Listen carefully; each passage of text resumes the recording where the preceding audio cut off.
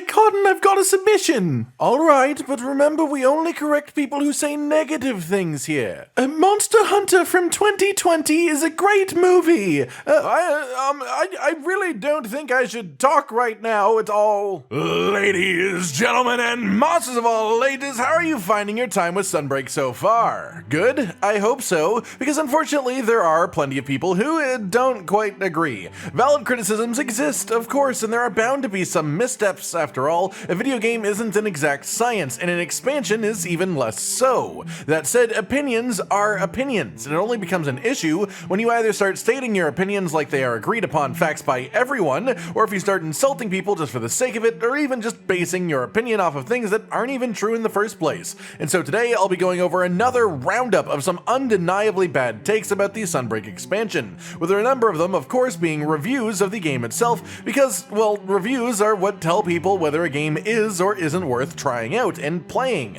Before we start, a little disclaimer though, I don't necessarily dislike any of these people, I just heavily disagree either with what they are saying or the way that they are saying it in the moment. I'm not trying to ruin someone's day so much as I'm trying to just point them in a little bit of a better direction for the future, alright? With that out of the way, Gallius, would you like to get us started? As you wish. We need endgame content, not farming charms.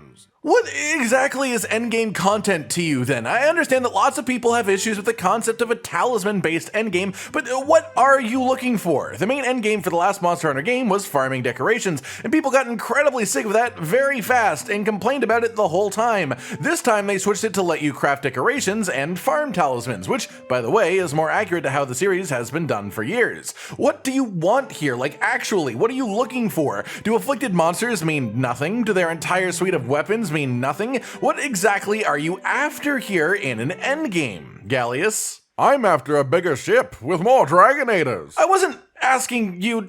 never mind. Nerf the wrong weapons and still favors some old garbage ones. Okay, the words that you were looking for here are they nerfed your favorite weapon and you don't like that. That doesn't make the game objectively bad, you just want your weapon to be doing better than it is. Saying you want your weapon to be stronger is a valid concern, but what you are saying here is basically that they don't know what they're doing, which is clearly just incorrect. Gallius? The content of this game continues to amount to a series of uninteresting bullet sponges that take tons and tons of damage to kill.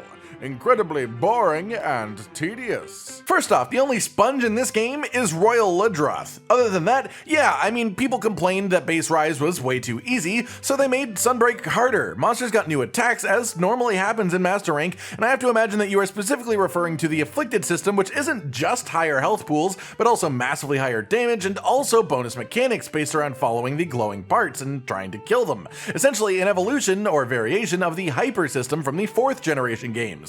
It's easy to cherry pick half of a mechanic and just call something a bullet sponge without recognizing the raised HP is only one part of it, as well as ignoring the fact that the vast majority of people actually complained about hunts being too fast and too easy in base Rise. People asked for harder and they got harder, alright? Gallius. Come, you guys, we need a new MH on PS5. Can you make it faster? I'm growing older, you guys. If by growing older you mean growing up, then that might help a little bit. Let me tell you something here that I have been saying for what feels like decades now. Monster Hunter Rise and Sunbreak have not slowed down the creation of Monster Hunter 6 at all. There are entirely separate development teams that tackle the portable games compared to the ones that make the main console games. I don't consider this a particularly hard concept to grasp, but the long and short of it is, the game is being made. It has been in the process of being made for years, and it will happen when it's ready to happen. This doesn't slow it down at all, and people keep saying that it does. Gallius? Dear Capcom, in the next update, please remove Almadron and his subspecies from the game. Thank you. Seriously? If you don't like a monster, don't fight it. Obviously you have to do it once to progress the main story of the game, but that's not what the majority of your time spent playing Sunbreak will be. And once you've defeated them once, it's entirely your choice whether or not you will ever fight them again. Removing monsters from the game because you don't like them is just silly. I don't even know how to treat this one seriously. Other people play too, you know, other people play the game that aren't you, and some of those people actually like these monsters. Why should the entire game cater to you?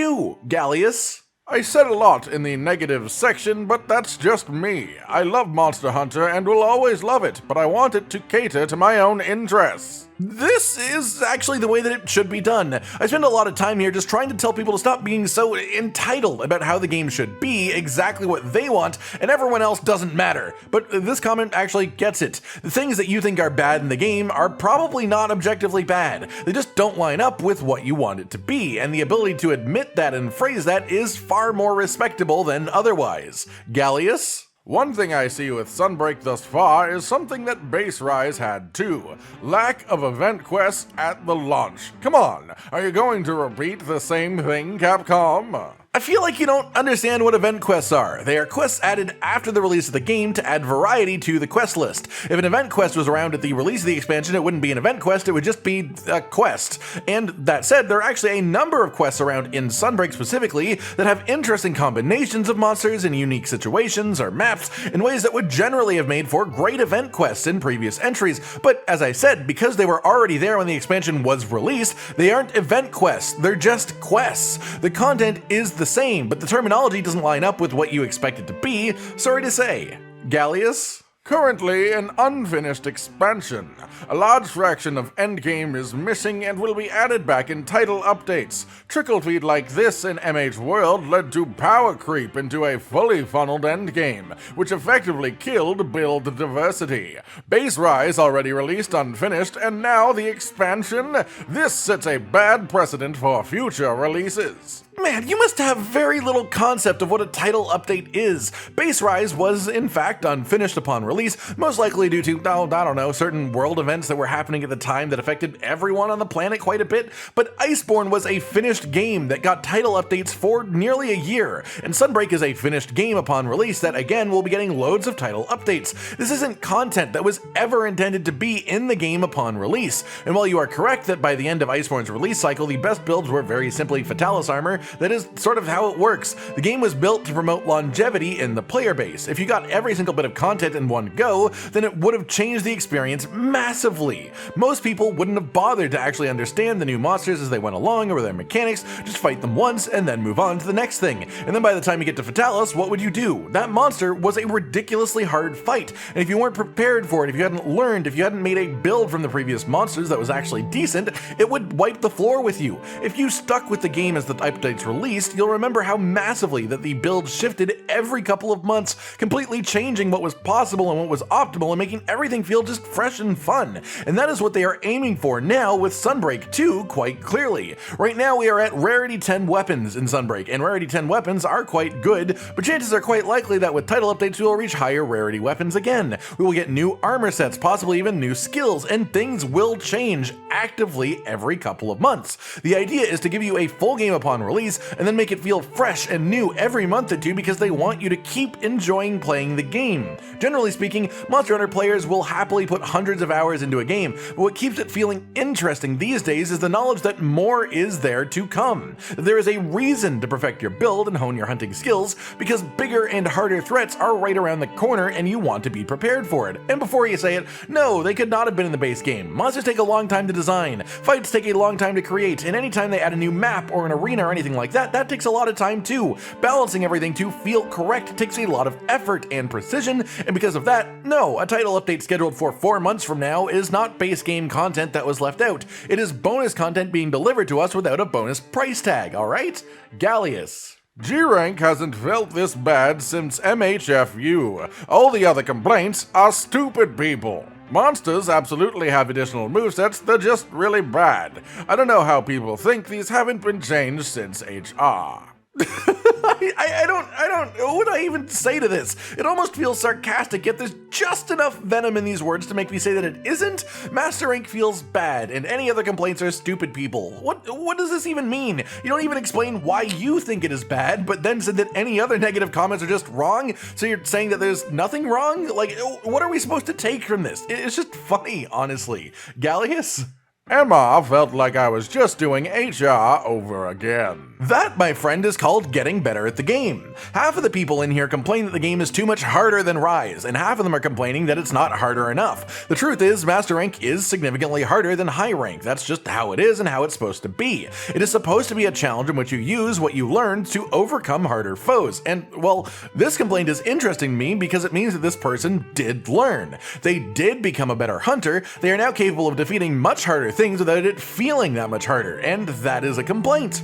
The Monster Hunter community can be very interesting sometimes. Gallius? We need romance options. Malzeno is just too hot.